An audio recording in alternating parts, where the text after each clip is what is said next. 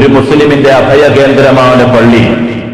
ആ പള്ളി അള്ളാഹുവും അവന്റെ റസൂൽ സല്ലല്ലാഹു അലൈഹി വസല്ലമ തങ്ങളും വളരെയധികം ആദരവോടെയും ബഹുമാനത്തോടെയും കാണണമെന്ന് ഈ സമുദായത്തിനെ, ഈ സമൂഹത്തിനെ പഠിപ്പിച്ചിട്ടുള്ള അഭയകേന്ദ്രങ്ങളാണ്.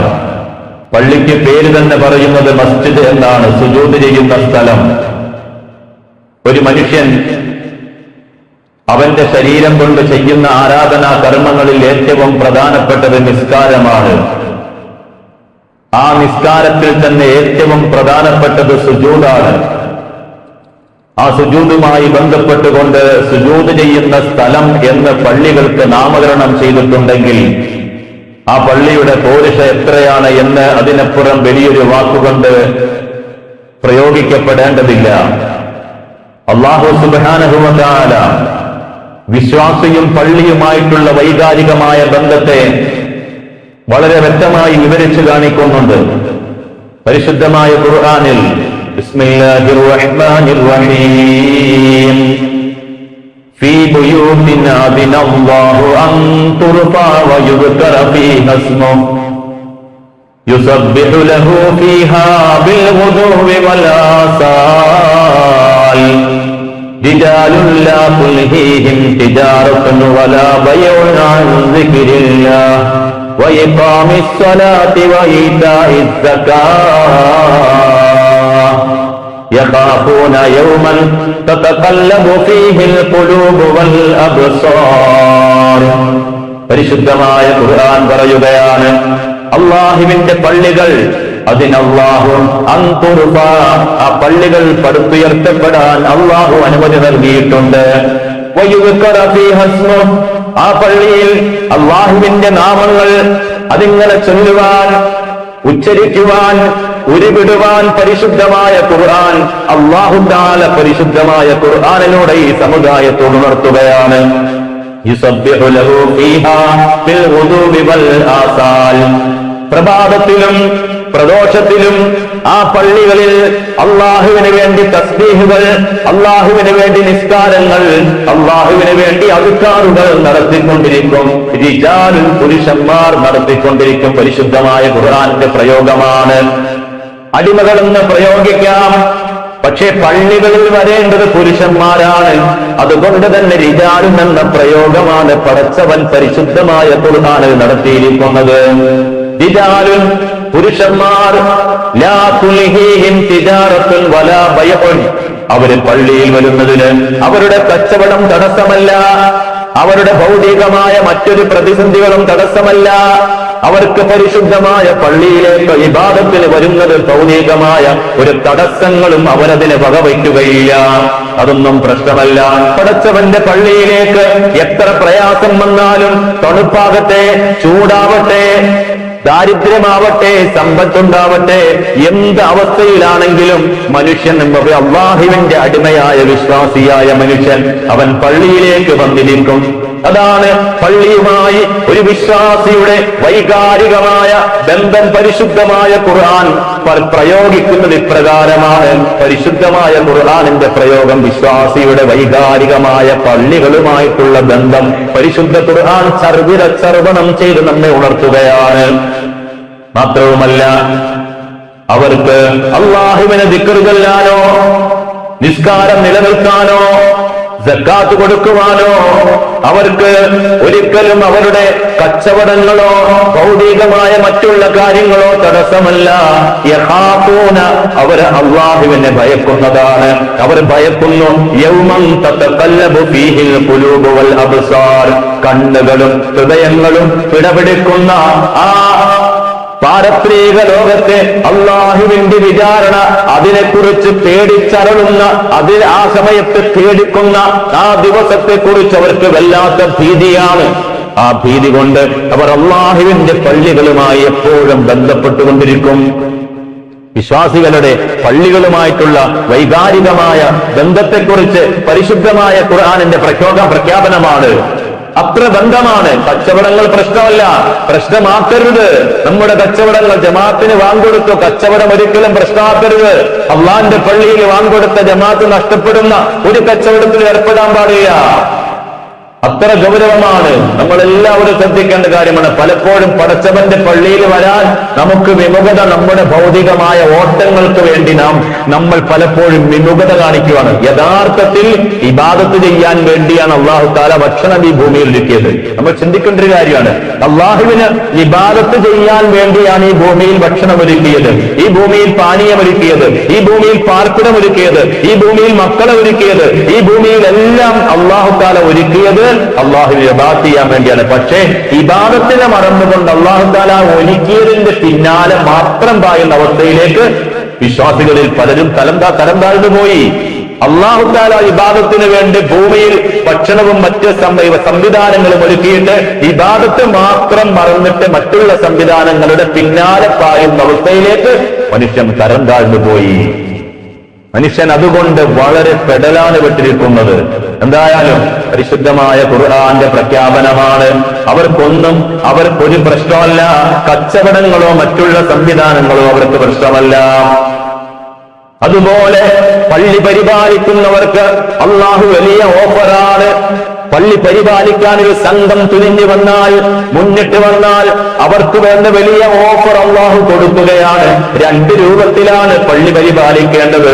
ഒന്ന് പള്ളിയുടെ വെള്ളം, പള്ളിയുടെ കരണ്ട്, പള്ളിയുടെ പണികൾ, പള്ളിയുമായി ബന്ധപ്പെട്ട ശമ്പളങ്ങൾ, മറ്റെല്ലാത്തിനും വേണ്ടി ഇടപെടൽ. അത് ഒരു രൂപത്തിൽ. മറ്റൊന്ന് പള്ളിയിൽ ഇബാദത്തുമായി പള്ളി പരിപാലിക്കൽ. പള്ളിയുടെ പരിപാലനത്തിന്റെ മറ്റൊരു തലമാണ് പള്ളിയിലെ ഇബാദത്തുമായി പള്ളിയെ പരിപാലിക്കുക. പള്ളിയുടെ ലക്ഷ്യം നിസ്കരിക്കലാണ്, പള്ളിയുടെ ലക്ഷ്യം ദിക്ർ ചൊല്ലലാണ്, പള്ളിയുടെ ലക്ഷ്യം സ്വലാത്ത് ചൊല്ലലാണ്, അതിനുവേണ്ടി മോട്ടിവേഷൻ നടത്തലാണ്. അപ്പോൾ അള്ളാന്റെ പള്ളിയെ പരിപാലിക്കുന്നതിന്റെ രണ്ട് പാർട്ടുകളുണ്ട്, രണ്ട് വശങ്ങളുണ്ട്. ഒന്നാം വശം പള്ളിയുടെ കാര്യങ്ങൾ നടന്നു പോവുക, രണ്ടാമത് പള്ളിയുടെ പരിപാലനം, പള്ളിയിൽ ദിക്റും സ്വലാത്തും നിസ്കാരങ്ങളും നടക്കുക. ഇത് രണ്ട് രൂപത്തിലും പരിപാലിക്കണം. അങ്ങനെ പരിപാലിക്കുന്നവർക്ക് പടച്ചവന്റെ ഓഫറാണ്. ഇന്നമായ തീർച്ചയായും അല്ലാഹുവിന്റെ പള്ളികൾ പരിപാലിക്കുന്നവർ വിശ്വാസികളാണ്. വിശ്വാസമുണ്ട്, ഹൃദയത്തിൽ പരിപാലനത്തിന് വന്നവന് വിശ്വാസമുണ്ട്. വലിയ അള്ളാഹുവിൽ വിശ്വാസമുണ്ട്, അന്ത്യദിനത്തിൽ വിശ്വാസമുണ്ട്. നിസ്കാരം നിലനിർത്തുന്നുണ്ട്. പള്ളി പരിപാലിക്കാൻ വന്നവൻ നിസ്കാരം നിലനിർത്തുകയും ചെയ്യുന്നുണ്ട്. സക്കാത്ത് കൊടുക്കുന്നുണ്ട്. സക്കാത്ത് കൊടുക്കുന്നവനാണ്. അവന് സക്കാത്തിന്റെ സമയമെത്തി, അവൻ സക്കാത്ത് കൊടുത്തു.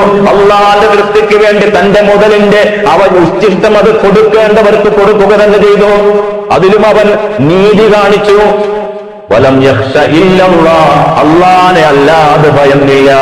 പള്ളിയുമായി ബന്ധപ്പെട്ടുകൊണ്ട് കോലാഹലങ്ങൾ വരുമ്പോൾ, എന്തെങ്കിലും വിമർശനങ്ങൾ വരുമ്പോൾ, ഏതെങ്കിലും രൂപത്തിൽ ആരോപണങ്ങൾ വരുമ്പോൾ അല്ലാഹുവിനെ മാത്രം ഭയന്നുകൊണ്ട് അല്ലാഹന്റെ തൃപ്തിക്ക് വേണ്ടി മുന്നോട്ട് പോകുന്ന പരിപാലകർ, പള്ളിയിൽ നിസ്കരിക്കാൻ വരുന്നവരും പള്ളിയെ ഞാൻ പറഞ്ഞതുപോലെ മറ്റ് പള്ളിയുടെ സംവിധാനങ്ങൾ നിലനിർത്താൻ വേണ്ടി പരിപാലിക്കുന്നവരും രണ്ട് വിഭാഗവും ഇതിൽ ആളുകളാണ്.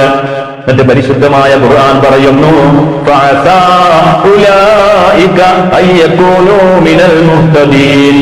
അല്ലാഹു തആല അവർക്ക് സന്മാർഗം നൽകുക തന്നെ ചെയ്യും. അല്ലാഹു അവർക്ക് സന്മാർഗം നൽകും. പള്ളിയുമായി ബന്ധപ്പെടുന്നവർക്ക്, പള്ളിയെ പരിപാലിക്കുന്നവർക്ക്, പള്ളിയെ രണ്ട് രൂപത്തിലും, ഒന്ന് പള്ളിയിൽ ആരാധന കൊണ്ടും പള്ളിക്ക് വേണ്ട കാര്യങ്ങൾ ചെയ്തു കൊടുത്തുകൊണ്ടും പരിപാലിക്കുന്ന ആളുകൾക്ക് അല്ലാഹു തആല ഹിദായത്ത് നൽകും. അല്ലാഹു തആല ഉറപ്പിച്ച് പരിശുദ്ധമായ ഖുർആനിലൂടെ പറഞ്ഞ്, അതിന്റെ അർത്ഥം അവൻ ഈമാനോടെ അല്ലാതെ മരിക്കൂല. അല്ലാഹു തൗഫീഖ് ചെയ്യട്ടെ. അല്ലാഹു അങ്ങനെയുള്ള പരിപാലകരിൽ നമ്മെ എല്ലാം ഉൾപ്പെടുത്തി അനുഗ്രഹിക്കട്ടെ. അങ്ങനെ ആരെയും കാണിക്കാൻ വേണ്ടി നിസ്കരിക്കാൻ വരുന്നതല്ല, ആരെയും കാണിക്കാൻ വേണ്ടി പള്ളിയിൽ വരുന്നതല്ല, വരുന്നത് അല്ലാഹുവിന്റെ തൃപ്തിക്ക് വേണ്ടിയാണ്. അങ്ങനെ വരുന്ന സൽഗുണ സമ്പന്നരായ അടിമകളിൽ അല്ലാഹു തആല നമ്മെ ഉൾപ്പെടുത്തി അനുഗ്രഹിക്കുമാറാകട്ടെ. പ്രിയമുള്ളവരെ, ആ പള്ളിയുമായി ബന്ധപ്പെടുക വിശ്വാസിയുടെ വികാരമാണ് പള്ളി. കാരണം അവന്റെ എല്ലാ സംസ്കാരവും പൊട്ടിമുളയ്ക്കുന്നത് പള്ളികളിൽ നിന്നാണ്. പള്ളിയുമായി ബന്ധപ്പെട്ടവർക്ക് അവർ പാരത്രിക ലോകത്ത് മാത്രമല്ല ദുനിയാവിലും കിട്ടുന്നതാണ്. ഇമാം തുർമുദി റളിയല്ലാഹു അൻഹു ഉദ്ധരിക്കുന്ന ഹദീസ്, അൽ മഖ്തു ഫിൽ മസ്ജിദി ബഅദ സ്വലാ, നിസ്കാരശേഷം പള്ളിയിൽ താമസം വെക്കല്. പള്ളിയിൽ നിസ്കാരശേഷം അവിടെ ഇരിക്കാം. ചിലരുണ്ടാവും ഇങ്ങനെ സഫൊക്കെ മുറിച്ച് കഴുത്തും മുറിച്ച് കിടന്ന് ഇങ്ങനെ വകഞ്ഞ് പാറ്റിക്കൊണ്ട് ഒന്നാം സഫിൽ വന്നിരിക്കുകയും ചെയ്യും, എന്നിട്ട് വകഞ്ഞ് മാറ്റി ഒരു എളുപ്പമില്ലാണ്ട് പോവുകയും ചെയ്യും, മറ്റുള്ളവരെ ബുദ്ധിമുട്ടിക്കാൻ വേണ്ടി. ഒരാളെ നിസ്കരിക്കുകയാണെങ്കിൽ ആ നിസ്കരിക്കുന്നവന്റെ മുന്നിലൂടെ അവൻ കടന്നുപോയ ഒരൊറ്റ അടി കൊടുക്കണം ഇസ്ലാം എഴുതി. അതിൽ മരിച്ചാലും അവൻ ഉത്തരവാദിയല്ല എന്നാണ്. നിസ്കരിക്കുന്നവന്റെ മുന്നിലൂടെ പോയാൽ അവനൊരു ഒറ്റ തടുക്കലെടുക്കാം. തടുക്കുമ്പോൾ ഈ പോയവൻ മരിച്ചാലും അവൻ ഉത്തരവാദിയല്ല. ആര് നിസ്കരിക്കുന്നതിന് ഉത്തരവാദിയല്ല എന്നാണ്. അങ്ങനെ പോകുന്ന സ്വഭാവം അള്ളാന്റെ റസൂൽ സല്ലല്ലാഹു അലൈഹി വസല്ലമ തങ്ങൾ പഠിപ്പിച്ച ഹദീസിൽ ഇമാം തുർമുദി റളിയല്ലാഹു അൻഹു അതിനെ റിപ്പോർട്ട് ചെയ്യുകയാണ്. അൽ മഖ്സു ഫിൽ മസ്ജിദി ബഅദ സ്വലാ, പച്ചയായ അർത്ഥം പറയണേ. അള്ളാന്റെ പള്ളിയിൽ നിസ്കാര ശേഷം അവിടെ തന്നെ ഇരിക്കൽ, താമസിക്കൽ, അങ്ങനെ താമസിക്കുക എന്നുള്ളത്. വൽ മശിയു അലൽ അഖ്ദാമി ഇലൽ ജമാഅ, ജമാഅത്തിന് വേണ്ടി വീട്ടിൽ നിന്നും പള്ളിയിലേക്ക് നടന്നു പോകൽ. ഏറ്റവും പുണ്യം അതാണ്. വാഹനമുണ്ടെങ്കിൽ തന്നെയും പള്ളിയിലേക്ക് നടന്നു വരലാണ് പുണ്യം. ബാങ്കിനൊരൽപ്പം നേരം മുന്നേ ഇറങ്ങി, അങ്ങനെ ഇറങ്ങിയിട്ട് പള്ളിയിലേക്ക് നടന്നു വരിക, ജമാഅത്ത് നഷ്ടപ്പെടുത്താതെ കഴിയുമെന്ന ആളുകൾക്ക്, കാലുവേദനയും കൈവേദനയും പ്രയാസമുള്ളവർക്കല്ല, കഴിയുന്ന ആളുകൾ നടന്നു വരിക. വൽമഷിയും, കാരണം അള്ളാന്റെ റസൂലിന്റെ കാലത്ത് ഒട്ടകങ്ങളുണ്ട്, വാഹനങ്ങളുണ്ടായിട്ടും നടന്നു തന്നെ വന്ന ചരിത്രം ധാരാളമുണ്ട്. വൽമഷിയു ഇലൽ മസ്ജിദി അലൽ അഖ്ദാം, പള്ളിയിലേക്ക് നടന്നു വരുന്നവർ, ജമാഅത്തിന് വേണ്ടി നടന്നു വരുന്ന ആളുകൾ. പ്രയാസം തോന്നുന്ന സമയത്ത് വുളൂഇനെ നിത്യമാക്കുന്നവർ.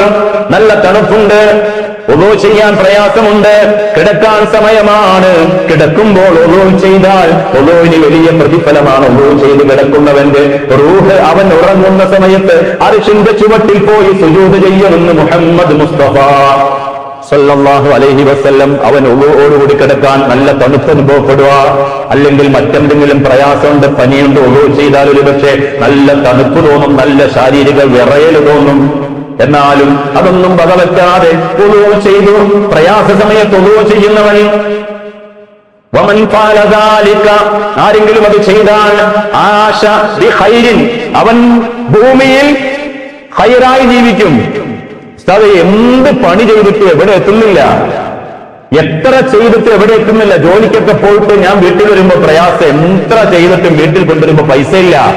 അവർക്കുള്ള പരിഹാരമാണ് അള്ളാന്റെ റസൂൽ മുഹമ്മദ് മുസ്തഫ സല്ലല്ലാഹു അലൈഹി വസല്ലമ തങ്ങൾ പഠിപ്പിക്കുന്നു. നിങ്ങൾ ഈ പള്ളിയിൽ മുൻസഫിലിരിക്കാൻ വേണ്ടി എപ്പോഴും തിടുക്കം കൂട്ടി വരുന്ന ആളുകളോട് നിങ്ങളൊന്ന് ചോദിച്ചു നോക്ക്, നിങ്ങളുടെ ജീവിതം എങ്ങനെ. അവർ പറയും, എപ്പോൾ അവര് പറയും അവരുടെ ജീവിതം അൽഹംദുലില്ലാ തട്ടിമുട്ടി പോകുന്നു, പ്രയാസമൊന്നുമില്ല എന്ന് പറയും. നിങ്ങൾ സംശയം കൊണ്ട് ചോദിച്ചു നോക്കിയോ, ഈ പള്ളിയിൽ എല്ലാ സമയത്തും മുൻപന്തിയിലുള്ളവർ, അല്ലാത്തവർക്ക് എത്ര കിട്ടിയാലും തികയൂല. ഒരാൾക്ക് കൊടുക്കാൻ പോലും തോന്നൂല, ഒരാൾക്ക് കൊടുക്കാൻ പോലും മനസ്സ് വരൂല, കാരണം എത്ര കിട്ടിയാലും തികയുന്നില്ല.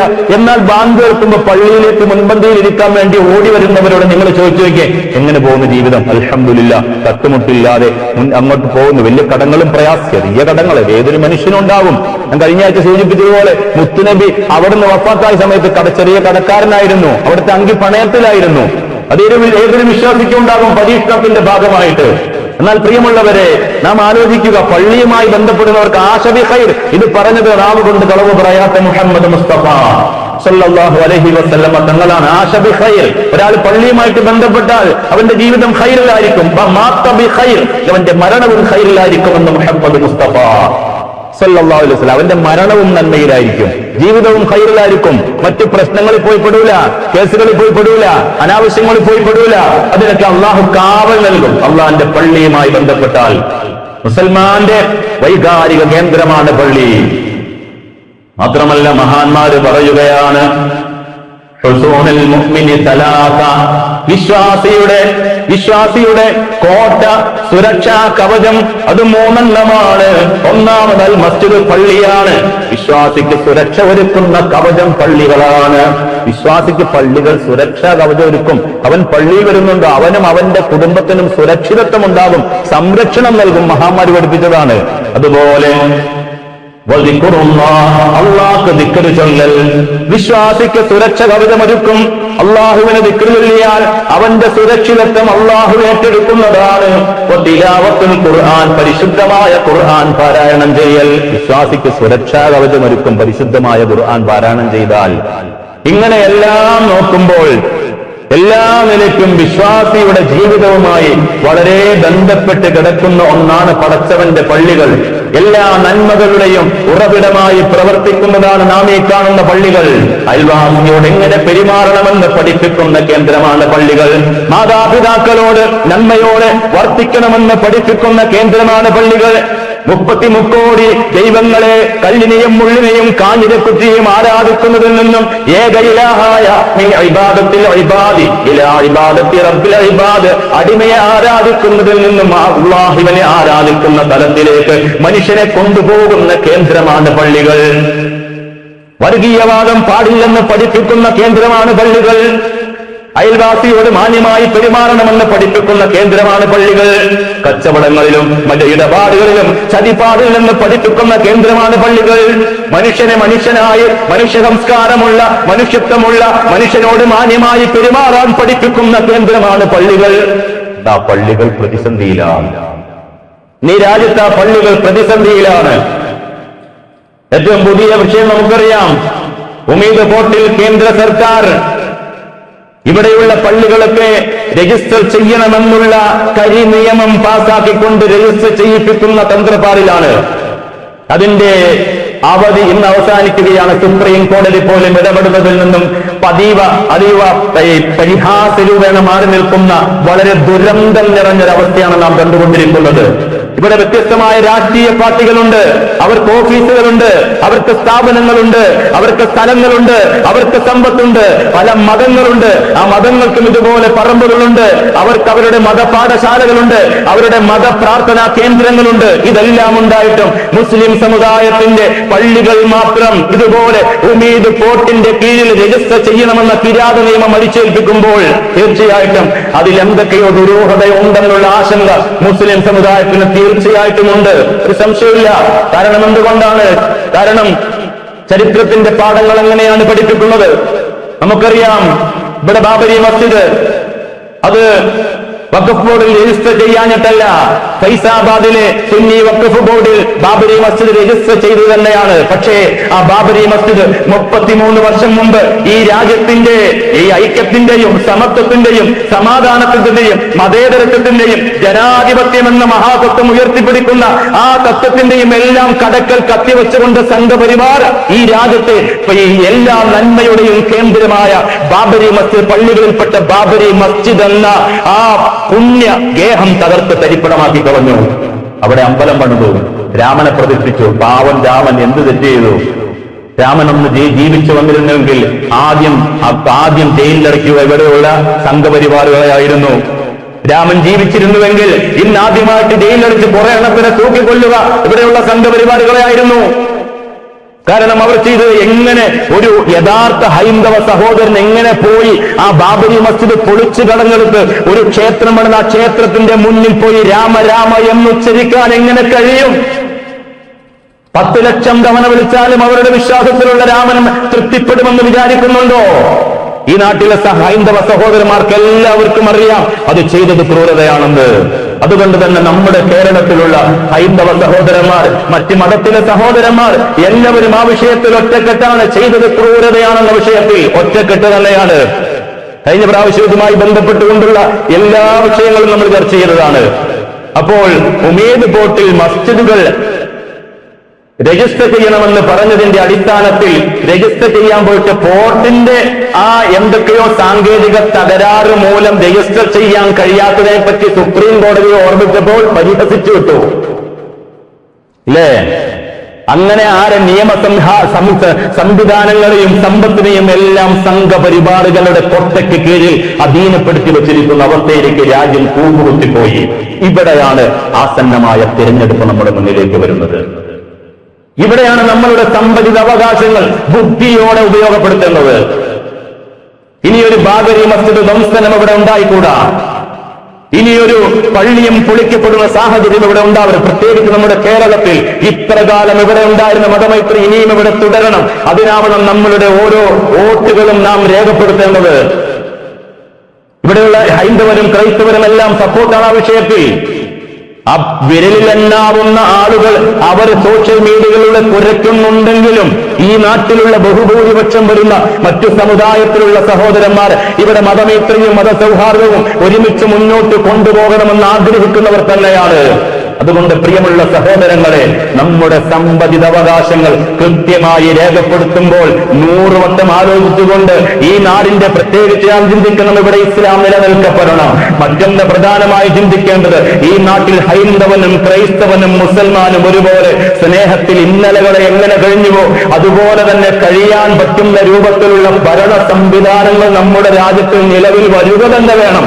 അതിനു വേണ്ടിയായിരിക്കണം നമ്മൾ വോട്ട് കുത്തേണ്ടത്. അത് നമുക്ക് ഓരോരുത്തർക്കും അറിയാം ആരൊക്കെയാണ് വരേണ്ടതെന്ന്. ചിലപ്പോ ഒരു ഭാഗത്ത് വരേണ്ട ആളായിരിക്കില്ല മറ്റു ഭാഗത്ത്. എന്തായാലും നമ്മളുടെ വോട്ടവകാശം നാം ഉപയോഗപ്പെടുത്തുമ്പോൾ അത് വൃഥാവിലായി പോകാതെ ഈ രാജ്യത്തിന്റെ നന്മയ്ക്ക് വേണ്ടി നാം കുത്തിക്കൊണ്ട് അത് നാം ഈ രാജ്യത്തിന്റെ യശസ്സിന് വേണ്ടി പ്രവർത്തിക്കണമെന്ന് വിനീതമായി ഉണർത്തുകയാണ്. സ്ഥാനാർത്ഥികളായി പോകുന്ന സഹോദരങ്ങൾ, ഈ രാജ്യത്തിന് വേണ്ടി സേവനത്തിന് ഒരുങ്ങിത്തിരിച്ചിരിക്കുന്ന സഹോദരങ്ങൾ എന്റെ മുന്നിലുണ്ടെങ്കിൽ അവരോട് പറയുകയാണ്, നമ്മൾ കയ്യിൽ വെക്കുന്നത് തീക്കട്ടയാണ്. ഈ രാജ്യത്തിന്റെ ഒരു ഭാഗത്തിന്റെ ഭരണമാണ് നമ്മുടെ കൈകളിലേക്ക് ഏൽപ്പിക്കപ്പെടുന്നത്. അതുകൊണ്ട് ഒരിക്കലും പക്ഷപാതം പാടില്ല. മുസ്ലിം എന്ന തിരിപ്പ് പാടില്ല, ഹിന്ദു എന്ന തിരിപ്പ് പാടില്ല, ക്രിസ്ത്യാനി എന്ന തിരിപ്പ് പാടില്ല. അതിനോടൊപ്പം നമ്മുടെ കയ്യിൽ പല സമ്മാനങ്ങളും നമുക്കാരെങ്കിലും തരാൻ വേണ്ടി കാത്തിരിക്കുന്നുണ്ടാകും. പല കാര്യങ്ങളും പലതും നമ്മുടെ മുന്നിൽ ഇവിടെ നമ്മുടെ മുന്നിൽ അവതരിപ്പിച്ചുകൊണ്ട് പല കാര്യങ്ങളും ഇവിടെ നടപ്പിലാക്കുവാനും പല നിയമവിരുദ്ധമായ കാര്യങ്ങളും നടപ്പിലാക്കുവാനും നമുക്ക് കൈക്കൂലികൾ തരുമ്പോൾ അത് തരുന്നത് നരകത്തിന്റെ തീക്കള്ളിയാണെന്ന വസ്തുത മറക്കാൻ പാടില്ല. ഗവൺമെന്റ് ഉദ്യോഗസ്ഥന്മാർ ഈ സദസ്സിലുണ്ടാകും. എന്റെ വിനീതനായ എന്റെ തന്നെ ഒരു അനുഭവം ഞാൻ ഓർത്തു പോവുകയാണ്. പ്രധാനപ്പെട്ട ഒരു കാര്യത്തിന് വേണ്ടി ഉദ്യോഗസ്ഥന്മാരെ സമീപിച്ചപ്പോൾ ഞാനത് പുറത്താരാ എന്താണെന്ന് പറഞ്ഞില്ല, കാലം കഴിഞ്ഞു പോയി. 30,000 രൂപയാണ് ആ കാലത്ത് എന്നോട് കൈക്കൂലി ചോദിച്ചത് ഗവൺമെന്റ് ഉദ്യോഗസ്ഥന്മാർ. ഞാനൊരു മുസ്ലിം ഉണ്ടല്ലോ എന്ന് വിചാരിച്ച മുസ്ലിമിന്റെ അടുത്ത് ചെന്നപ്പോൾ ആദ്യമായിട്ട് കൈക്കൂലി കൊടുത്തേ പറ്റൂ എന്ന് എന്നോട് പറഞ്ഞത് ഈ വൃത്തികെട്ട മനുഷ്യനായിരുന്നു. പ്രിയമുള്ള സഹോദരന്മാരെ, അതുകൊണ്ട് എന്റെ ഉപ്പമാരോട്, എന്റെ സഹോദരന്മാരോട്, മക്കളെ ഗവൺമെന്റ് തലത്തിൽ ജോലിക്ക് വിടുമ്പോൾ ഞാൻ ഓർമ്മപ്പെടുത്തുകയാണ്, 1 രൂപ കൈക്കൂലി വാങ്ങിയിട്ട് നിന്റെ വീട്ടിലേക്ക് കൊണ്ടുവന്ന് അത് തീറ്റിച്ചാൽ നാളെ പരലോകത്ത് ഈ പാവപ്പെട്ടവൻ അവന്റെ കാര്യം നടത്താൻ വേണ്ടി അവന് മറ്റൊരു വഴിയുമില്ലാതെ നിന്റെ മുന്നിൽ വന്ന് കെഞ്ചി നിന്നപ്പോൾ കൈക്കൂലി ചോദിച്ച വെറും 4-ാം കിട സ്വഭാവമുള്ളവനാണെങ്കിൽ തീർച്ചയായിട്ടും ഓർത്തു വെച്ചുകൊള്ളുക, പരലോകത്ത് വെച്ച് നിന്നെ കഴുത്തിൽ പിടിച്ച് വലിച്ചെറിയുവാൻ മുന്നിൽ വരിക ഈ പാവപ്പെട്ടവനായിരിക്കും. ആ ഒരു ഓർമ്മ ഓരോ ഗവൺമെന്റ് ഉദ്യോഗസ്ഥന്മാർക്കും വേണം. നമ്മൾ ഈ നാട്ടിന്റെ ഓരോരുത്തരുടെയും വിയർപ്പിന്റെ അംശമാണ് നിങ്ങൾക്ക് ശമ്പളമായി തരുന്നത് എന്ന ബോധം ഓരോ ഉദ്യോഗസ്ഥന്മാരുടെ മനസ്സിൽ എപ്പോഴും വേണം. ആ വിയർപ്പിനോട്, ഈ വിയർപ്പ് നോട്ടായും നിങ്ങളുടെ മുന്നിൽ നിങ്ങൾക്ക് ശമ്പളമായി തരുമ്പോൾ ഈ രാജ്യത്തോടൊരു കൂറുന്ന വസ്തുത ഒരിക്കലും മറക്കാൻ പാടില്ല. ഈ നാട്ടിലുള്ള സ്ഥാനാർത്ഥി സഹോദരന്മാരോടും എനിക്ക് പറയാനുള്ളത് ഇതേ ഉപദേശം തന്നെയാണ്. കൈക്കൂലി വാങ്ങാനാണെങ്കിൽ ഇപ്പോൾ തന്നെ നോമിനേഷൻ പിൻവലിച്ചുകൊണ്ട് അന്തസ് കാണിക്കുക. അല്ലെങ്കിൽ നിങ്ങൾ ഈ നാടിന് വേണ്ടി സേവനം നടത്തുന്നവരായി തന്നെ മുന്നോട്ട് പോകണം. മുസൽമാനെ പറയിപ്പിക്കരുത്. ആ ചങ്ങായി ആ കാക്ക കയറിയിട്ട് അയാൾ കയറിയിട്ട് കൈക്കൂലിയുടെ ആശാനെന്ന് പറയിപ്പിക്കുന്ന ഗതികേട് അത് നിന്നെയല്ല പറയുന്നത്, ഈ സമുദായത്തെയാണ് പറയുന്നതെന്ന ബോധം ഓരോ സ്ഥാനാർത്ഥികൾക്കും ഉണ്ടാവണമെന്ന് ഞാൻ ഈ സമയത്ത് വിനയത്തോടെ ഉണർത്തുകയാണ്. അള്ളാഹുവിന്റെ കോടതിയിൽ നമ്മളെല്ലാവരും വരേണ്ടതാണ്. എന്നെ ഏൽപ്പിക്കപ്പെട്ട ഈ ജോലിയുണ്ട് ഇവിടെ ഈ പള്ളിയിൽ ഇമാമത്ത്. എന്തെങ്കിലും ഒരു കുറവ് ഈ നാട്ടിനോ ഈ നാട്ടുകാർക്കോ ഈ മഹലിനോ ഈ സമൂഹത്തിനോ എന്തെങ്കിലും ഒരു കുറവുണ്ടാകുന്ന രൂപത്തിൽ എന്നിൽ നിന്നും എന്തെങ്കിലും അത് അല്ലായ്മകൾ വന്നിട്ടുണ്ടെങ്കിൽ പരലോകത്ത് വെച്ച് ഇതുപോലെ മഹിഷറ വൻസഭയിൽ ഈ മഹലിലുള്ളവരടക്കം നാളെ പടച്ചവന്റെ ദർബാറിൽ വെച്ചുകൊണ്ട് എന്നെ പിടികൂടപ്പെടുമ്പോൾ അവിടെ വെച്ച് ഞാൻ സമാധാനം പറയേണ്ടി വരും. അതുപോലെ തന്നെയാണ് ഈ നാടിന്റെ ഈ വിലപ്പെട്ട ഉത്തരവാദിത്വം ഏൽപ്പിക്കപ്പെടുന്ന ഓരോ സ്ഥാനാർത്ഥികളും വിജയിച്ചു വരുന്നവരെ നിങ്ങൾ നാടിന്റെ മക്കളാവുക. ക്ഷമയോടെ മുന്നിൽ വന്ന് അപേക്ഷകൾ സമർപ്പിക്കുമ്പോൾ ക്ഷമയോടെ കേൾക്കാൻ, ഏത് പാതിരാത്രി സഹായത്തിന് വിളിച്ചാലും ക്ഷമയോടെ, പക്ഷപാതം കാണിക്കാതെ, വർഗീയത കാണിക്കാതെ, കക്ഷി രാഷ്ട്രീയങ്ങൾക്ക് അതീതമായി കൊണ്ട് സേവന നിരതരായി, സേവന സന്നദ്ധരായി പ്രവർത്തിക്കുവാൻ ഈ നാട്ടിലെ ഓരോ സ്ഥാനാർത്ഥികൾക്കും കഴിയട്ടെ എന്ന് പ്രാർത്ഥിക്കുന്നതിനോടൊപ്പം അതിനുവേണ്ടി നിർദ്ദേശിക്കുകയും അഭ്യർത്ഥിക്കുകയും ചെയ്യുകയാണ്. അല്ലാഹു തആല ഈ നാട് നന്മയുടെ നാടായി മുന്നോട്ട് സഞ്ചരിക്കുവാൻ തൗഫീഖ് നൽകട്ടെ. ആമീൻ യാ റബ്ബൽ ആലമീൻ. വആഖിറു ദഅ്വാനാ അൽഹംദുലില്ലാഹി റബ്ബിൽ ആലമീൻ.